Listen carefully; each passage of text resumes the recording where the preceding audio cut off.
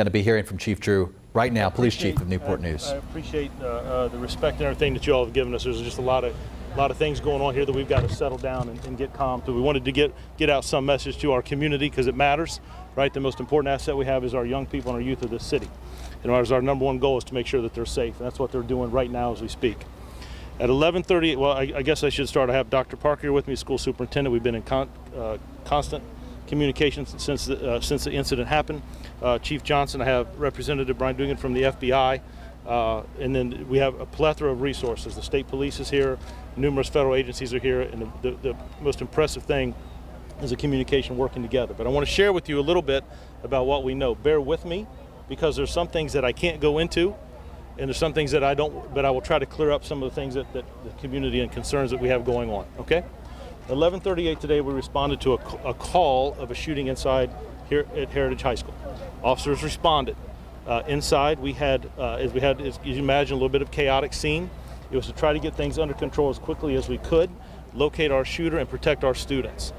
The school has been completely evacuated. We did that with federal resources and primarily the Newport News Police Department, and the Sheriff's Office, and firemen helping us along with paramedics.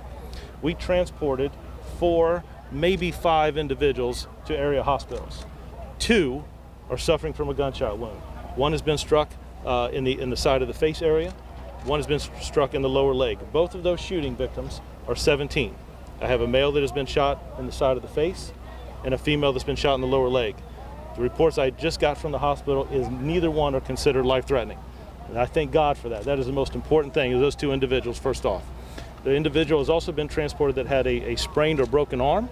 I don't want to go too much into that because I'm not sure exactly, but Chief Johnson followed up with that for me. I believe that happened when as individuals were running out of the school, may have fallen on his arm, but we'll find more about that. Another individual that had asthma was transported for breathing issues.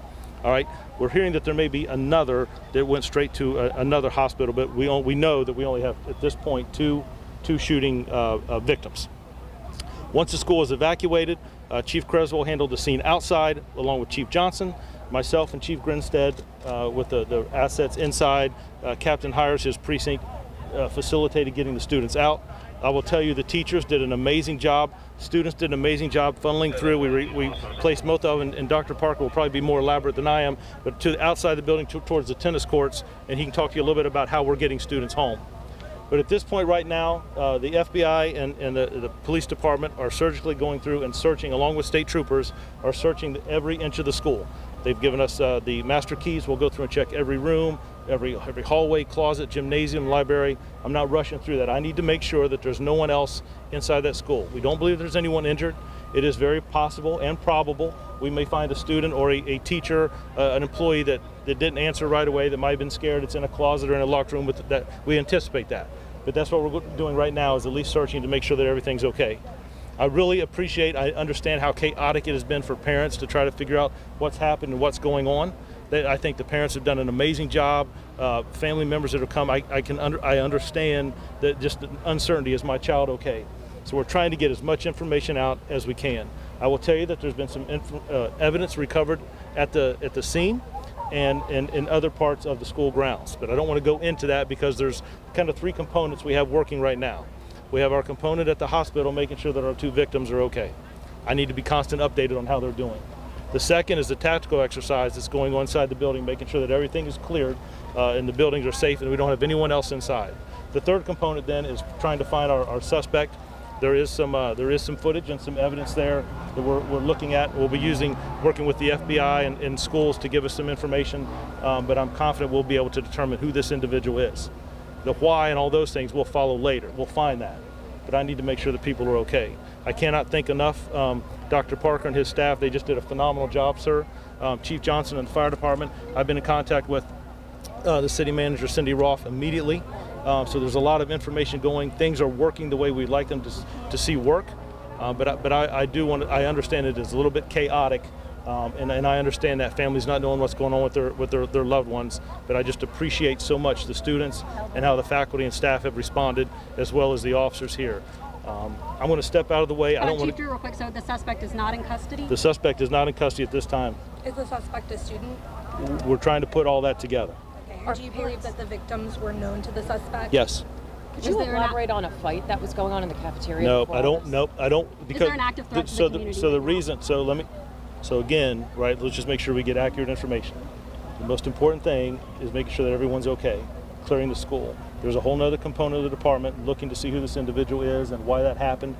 We do believe that they knew each other, but until that individual is in custody, when you ask me about a threat, I don't believe that this is an individual that is searching the community to hurt members. I think that there was some type of altercation, but I don't want to speculate on what that is. I don't want to go that until we know for sure. So I want to make sure we don't taint anything. I want to make sure we reach out and talk to our Commonwealth attorney as soon as I get to a point where I know that the school is secure, right? So, but remember, there's three parts: how our people are doing at the hospital, making sure that the school is cleared, and then the investigation part on our suspect and locating and identifying him. Were the 4 injured students? Yes. All 4? Yes. Okay. Parents still picking up their children? I'm going to let Dr. Parker talk a little bit about that. I don't want to get that confused. Well, good evening. Under these circumstances, as we're speaking right now, students are being transported home. We have a parent pickup area at the tennis court, and we also have called for early bus pickup. So our buses have already staged and have picked up the remaining students that have not been picked up by their families. So we are reaching out electronically to parents to keep them informed of this situation.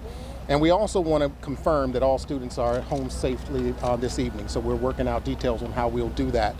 This was very chaotic, but I would say that the police and local authorities handled this matter as best possible to make sure students were safe throughout from the time I arrived. We had the area contained. We allowed parents to pick up students who were on site and put verification processes in place to ensure that students our middle schoolers were going home with their actual parents and our guardians. So I want to commend the police for allowing us to manage our students safely and allow access for our parents even during an active crime scene. That was, as you can understand, that was very chaotic, and there were a lot of folks who were really traumatized by this matter. I also want to commend the Heritage staff who protected their students, made sure they exited the building, made sure they got to a safe area, and also were with us throughout that time to make sure that to assist with crowd control. Principal Hunter put out accurate communication in a timely way to our parents and families. Under these circumstances, we can only respond, but I think our staff and our local authorities did a wonderful job. So Have I just you want talked to to commend the parents of the kids that got shot? No, ma'am, we have not. And when those students are identified, that will be one of the first things we will do is make sure that we reach out and support those families. How does your school system protect students from other students bringing guns in? Are there any metal detectors or any search perimeters at this school? Well, in many cases, we do random security checks of that nature. Whether we bring in a dog that does random searches, or we bring in metal detectors to do random searches, and we also do searches off of buses randomly. So we do not. Every kid does not walk through a wand every day in most public schools, but I feel that we actively provide some level of deterrence for our students on a daily basis to ensure that our schools are safe. Can you speak to the location of the shooting? That is something that's under police investigation at this point. I have not been inside the building other than to make sure that proper communication went out, and I have not involved myself in the active investigation at this point. What are you telling parents who maybe have not been able to get a hold of their kid right now? That is what we're working on right now, and as we receive reports, we will work with those families to identify their students to make sure that if we still have them, the students are calling with their cell phones. Some students, as you can understand, left their cell phones in the building, so they were not able to reach their families, and those are kids we're concerned about, making sure that they have transportation to their home. We send out early dismissal messages, so we will be working with parents throughout the day to make sure that they have put their eyes on their child. What has this been like for you, running everything and dealing with this terrible situation? No superintendent or no teacher or principal would want to ever go through this situation.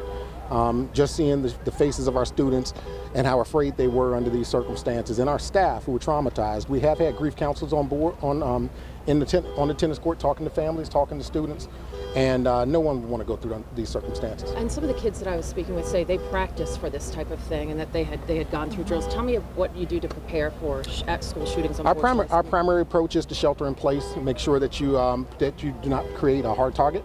And to make sure that if someone is looking, that they have to get through a locked door, they have to really go through on a search pattern to find a student and staff. So once the school goes to lockdown, it's all about creating harder targets for any active shooter to find the students. How often do they practice that? We do those regularly and periodically throughout the school year. just to make sure that we have a regular, just like fire drills and other things, we do active shooter drills, we do evacuation drills, other things that might help us make sure that students are safe.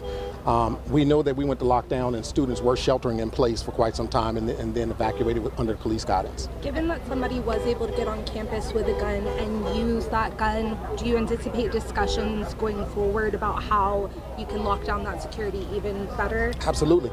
Absolutely. We'll begin that work in the next few days. Students I anticipate, will be on virtual learning for the next few days as we work with staff and work with our families to ensure that we have a safe way of returning students back to in-person instruction soon. But that will not happen until we have discussed this matter and looked at better ways to ensure that something like this never happens again. So virtual just for this high school? Yes, right? ma'am. Okay. Do you have any reason to believe that this is somebody from the community who just walked onto campus undetected? Ma'am, I can't speculate on an active investigation at this time.